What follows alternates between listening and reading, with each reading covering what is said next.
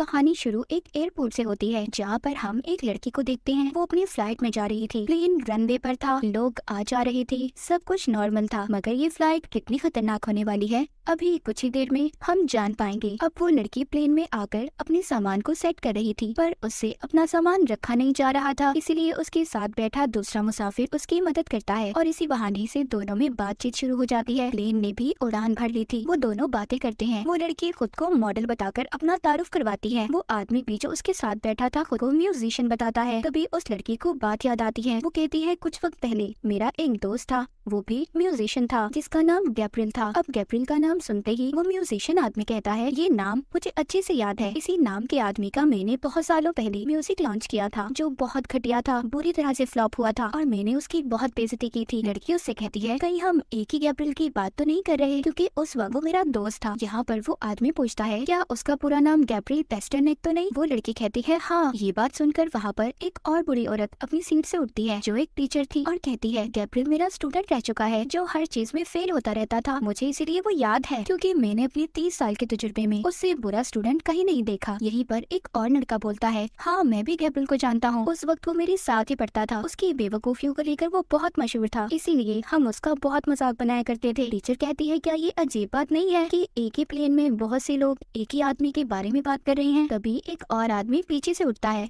और कहता है, गैब्रियल को तो मैं भी जानता हूँ, वो मेरे पास काम करता था, बहुत ही साइको इंसान था, मैंने इसीलिए उसे जॉब से निकाल दिया। अब म्यूजिशियन को भी शक हो रहा था। वो उठकर पीछे की तरफ देखता है और प्लेन में बैठे सभी मुसाफिरों से पूछता है कि गैब्रियल को कौन कौन जानता है। हैरान करने वाली बात ये थी, सब के सब हाथ उठाते हैं, क्योंकि कहीं ना कहीं कभी ना कभी वो गैब्रियल से मिले थे और उसको जानते थे। अब वो म्यूजिशियन आदमी पूछता है, क्या यहाँ पर बैठे सभी लोगों ने इस फ्लाइट की टिकट को खुद खरीदा था? यहाँ पर एक और हैरान कर देने वाली बात सामने आती है, किसी ने भी इस फ्लाइट के टिकट को खुद से नहीं खरीदा था, किसी को गिफ्ट मिला था, तो यहाँ पर किसी की कंपनी ने दिया था। टीचर कहती है, मैंने तो इस फ्लाइट को कैंसिल करने का भी सोचा था, पर मुझे सख्ती से इस दिन आने का कहा गया। कि सभी बातें एयर होस्टेस सुन लेती है और आकर इनको बताती है कि जिस गैब्रियल पेस्टरनेक की आप लोग बात कर रहे हैं, वो आज इस फ्लाइट का कैबिन चीफ है और मेरा भी उससे मेरी पुरानी जिंदगी में रिश्ता रह चुका है। मैं और वो इकट्ठे ट्रेनिंग करते थे। एक दिन उसने मुझे प्रपोज किया, वो मुझसे शादी करना चाहता था, पर मैंने उसे मना कर दिया। बाद में वो मेरा सीनियर बन गया। आज वो इस प्लेन में है। मैं भी नहीं आना चाहती थी, पर ना चाहते हुए भी मुझे आज इस प्लेन में आना पड़ा, क्योंकि वो मेरा हेड है। पर परेशानी वाली बात ये है, वो कुछ वक्त पहले पायलट्स के हिस्से में गया था, पर अब तक वापस नहीं आया और किसी ने भी दरवाजा नहीं खोला। इसके अलावा दोनों पायलट्स कोई जवाब नहीं दे रहे। म्यूजिशियन परेशान हो जाता है। वो कहता है, इसका मतलब ये है, यहाँ पर जितने भी इंसान मौजूद हैं, सब ने कभी ना कभी कहीं ना कहीं गैब्रियल के साथ बुरा किया है। पर वो उस मॉडल लड़की से पूछता है, तुम तो उसकी दोस्त थी ना, तुमने क्या गलत किया था? वो कहती है, गैब्रियल मुझे पसंद करता था, पर मैं उसके दोस्त को, मैंने उसको धोखा दिया। अब जिस दोस्त के साथ मिलकर इसने गैब्रियल को धोखा दिया था, वो भी इसी प्लेन में मौजूद था। तभी प्लेन हिलने लगता है। सब के सब बहुत ज्यादा डर गए थे। यहाँ से एक बूढ़ा आदमी उठता है और पायलट के हिस्से में जाकर गैब्रियल को आवाज देता है, कहता है, प्लीज दरवाजा खोलो। वो यहाँ पर खुद का गैब्रियल से रिश्ता बताता है कि मैं एक दिमाग का डॉक्टर हूँ। जब गैब्रियल सब चीजों से परेशान हो गया, तो वो मेरे पास अपना इलाज करवाने आया करता था, पर बाद में मैंने अपनी फीस बढ़ा दी और फिर गैब्रियल ने मेरे पास आना भी छोड़ दिया। लेकिन मुझे उसका इलाज करते हुए पता चला उसके दिमाग की हालत उसके माँ बाप की वजह से खराब थी, क्योंकि उन्होंने कभी उसके साथ अच्छा सलूक नहीं किया।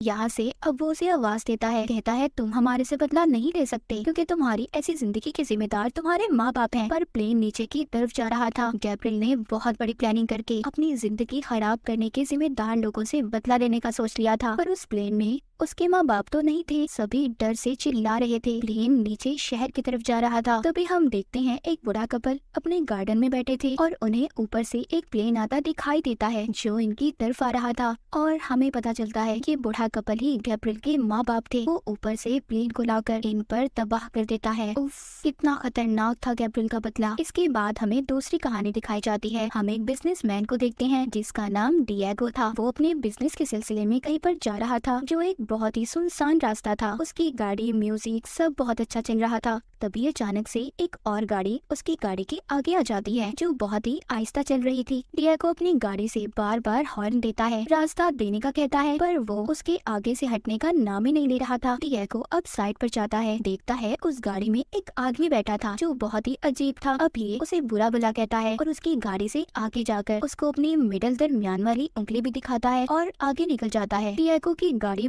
बहुत तेज चल रही थी। आगे जाकर डिएगो फिर अपनी स्पीड में गाड़ी चलाने लगा था, पर अचानक से उसकी गाड़ी का टायर पंचर हो जाता है। वो एक पुल के पास अपनी गाड़ी को खड़ा करता है। यहाँ पर दूर दूर तक कोई नजर नहीं आ रहा था। ऊपर से डिएगो पीछे से एक आदमी से लड़कर भी आया था। उसके पास एक और टायर तो था, पर उसे लगाना नहीं आता था, इसीलिए वो एक मैकेनिक को कॉल करता है, लेकिन वो उसे 1 घंटे बाद आने का कहता है। अब डिएगो खुद ही टायर लगाने की कोशिश कर रहा था। इससे पहले वो टायर लगाकर उसके सारे स्क्रू जोड़ पाता, तभी वहाँ पर वो ही पुरानी गाड़ी आ जाती है जो इसे पीछे भी तंग कर रही थी। डिएगो डर गया था, इसीलिए वो जल्दी से जाकर अपनी गाड़ी में बैठ जाता है। वो दूसरी गाड़ी में बैठा आदमी उसकी गाड़ी के आगे अपनी गाड़ी रोकता है और डिएगो के पास आता है। वो उस आदमी से डरा हुआ था। वो कहता है, मुझे माफ कर दो, मुझे तुम्हें बुरा भला नहीं कहना चाहिए था। पर वो आदमी बहुत गुस्से में था और रेंच लेकर उसकी गाड़ी का शीशा तोड़ने लगता है। डिएगो बहुत डर गया था। वो पुलिस को भी कॉल करता है, पर नेटवर्क नहीं आ रहा था। उस आदमी का शीशा तोड़कर दिल नहीं भरा था, वो और भी उल्टी सीधी हरकतें कर रहा था।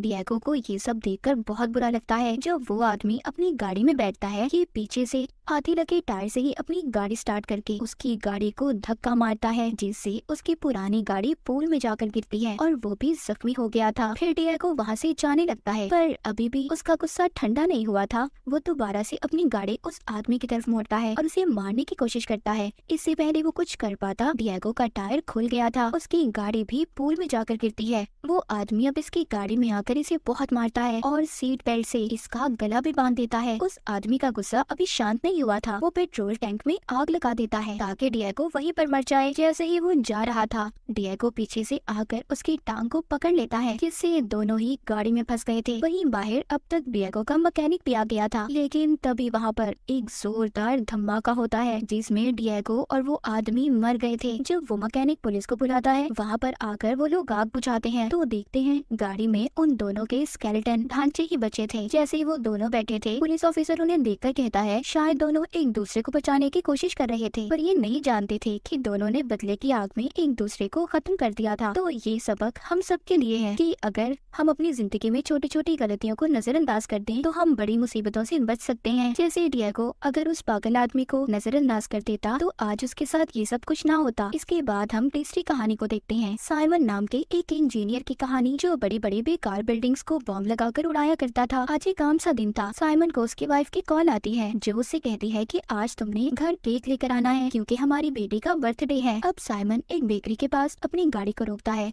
और केक लेने चला जाता है, लेकिन इसी दरमियान उसकी गाड़ी कंपनी वाले ले गए थे क्योंकि उनका मानना ये था कि उसने गलत जगह पर अपनी गाड़ी को खड़ा किया है जहाँ पर खड़ा करने की इजाजत नहीं थी। वो अब टैक्सी लेकर टैक्स अथॉरिटी के ऑफिस जाता है, जहाँ पर वो जाकर कहता है कि उसकी कोई गलती नहीं थी, मेरी गाड़ी को बगैर गलती के क्यों उठाया गया, तो मैं आप लोगों को कोई फाइन जुर्माना नहीं दूंगा। वहाँ पर बाकी के लोग भी उनसे यही कह रहे थे, पर वो फाइन देने वाला आदमी कहता है सर आपको जुर्माना तो देना होगा वरना आपको और पैसे अदा करने पड़ेंगे। साइमन के पास कोई और रास्ता नहीं था, इसीलिए वो जुर्माना देकर अपनी गाड़ी को छुड़वा लेता है, पर ट्रैफिक की वजह से साइमन जल्दी घर नहीं पहुँच पाता। घर पर उसकी बेटी एक छोटी सी पेस्ट्री से अपना बर्थडे सेलिब्रेट कर लेती है। वो जब घर आता है तो उसकी वाइफ उससे बहुत नाराज थी क्योंकि साइमन हमेशा से ये मानता था कि हमारी गवर्नमेंट ईमानदारी से काम नहीं करती और इन्हीं चक्करों में लगा रहता था। अगले दिन वो गवर्नमेंट ऑफिस पहुंचता है ताकि अपने ऊपर लगे गलत जुर्माने की शिकायत कर सके, पर यहाँ पर गवर्नमेंट ऑफिसर उससे कहता है जो आपका जुर्माना है आपको किसी भी हाल में देना है। ये बात तो सुनकर साइमन भड़क गया था और उस पर हमला कर देता है। वहाँ खड़े लोग सब उसको हौसला दे रहे थे, लेकिन इतने में पुलिस आ जाती है जो उसको गिरफ्तार कर लेती है। पर थोड़ी ही देर में साइमन का दोस्त पुलिस स्टेशन जाकर उसको छुड़वा लेता है, मगर अब ये खबर अखबार में भी छप चुकी थी, इस वजह से उसे नौकरी से भी निकाल दिया जाता है। उसकी वाइफ भी डाइवोर्स तलाक के केस को फाइल कर देती है। उसको उसकी बेटी की कस्टडी भी नहीं मिलती क्योंकि उसके पास अब कोई नौकरी भी नहीं थी। उसको इसके अलावा कोई भी नौकरी नहीं दे रहा था। एक दिन दोबारा से उसकी गाड़ी को कंपनी वाले उठा कर ले जाते हैं, हालांकि इस बार भी कोई उसकी गलती नहीं थी। वो इस बार चुपचाप बिना कुछ बोले अपनी गाड़ी को छुड़वा लेता है, मगर इन सब की वजह से उसके दिल में काफी गुस्सा था क्योंकि इन्हीं की वजह से उसकी नौकरी, फैमिली, उसका बनाया गया मुस्तकबिल सब कुछ तबाह हो गया था। वो एक रात जाकर अपनी गाड़ी में कुछ तब्दीलियां करता है और अगली सुबह जाकर अपनी गाड़ी को ऐसी जगह पर खड़ा करता है जहाँ पर नो पार्किंग का साइन था। वो चाहता था कि कंपनी उसकी गाड़ी को ले जाए और होता भी ऐसा ही है, पर जैसे ही ये उसकी गाड़ी को उठाकर अपने गैराज में खड़ी करते हैं तो वहाँ पर एक जोरदार धमाका होता है। कंपनी का ऑफिस, आसपास खड़ी गाड़ियाँ, सब कुछ तबाह हो गया था। ये खबर एक बड़ी खबर बन गई थी कि कैसे एक आम इंसान ने गवर्नमेंट के खिलाफ आवाज उठाई। साइमन आम लोगों में एक एक मसीहा बन चुका था। अब इस हादसे को कुछ महीने हो चुके थे, पर साइमन अब जेल में था। उसका आज बर्थडे था। उसकी वाइफ और बेटी उसके लिए केक लेकर आती हैं, यानी कि उसकी बेटी और वाइफ ने भी उसके साथ रहने का फैसला कर लिया था। साइमन के जेल में सभी इज्जत भी करते थे। और इसी के साथ ये तीसरी कहानी भी यहीं पर खत्म हो जाती है। साइमन की कहानी से तो हम ये सीख पाते हैं कि हमें बिला वजह किसी के आगे झुकना नहीं चाहिए। जिसमें आपकी कोई गलती ना हो, अपने हक के लिए आवाज उठाएं। तो इन तीनों में से आपको कौन सी कहानी अच्छी लगी, हमें जरूर बताइएगा।